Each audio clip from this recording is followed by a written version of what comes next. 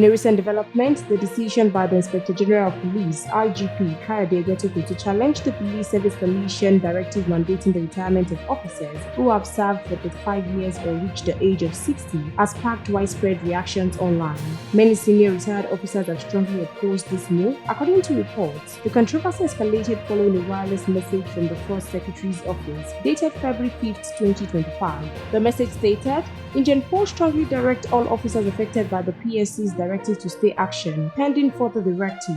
The directive should be strictly complied with. This directive directly contradicts the PSC's earlier order, which enforced the immediate retirement of affected officers in line with Public Service Rule Number. This rule mandates the public servants must retire after completing 35 years of service or upon reaching the age of 60. Despite the apparent contradiction, the Police Service Commission has maintained that the IGP's directive should not be seen as a rejection of its decision. PSC spokesperson Anu, speaking to Vanguard, clarified, "We've conveyed this to the IGP. I saw the sign you're referring to. They mentioned that the IGP said they should hold on for further directives, and I don't think it contradicts our decision. There may be something he wants to put in place. They may show up for further directives, and I don't see this as in rejecting the Commission's decision." However, some retired senior officers, including former Deputy Inspector General of Police (DIGs), Assistant Inspector General of Police (AIGs), and Commissioner of Police (CPs), have criticized the IGP's directive.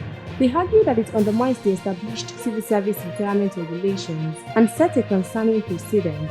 We will continue to monitor this developing story for more news updates. Please stay tuned to NaijaNews TV.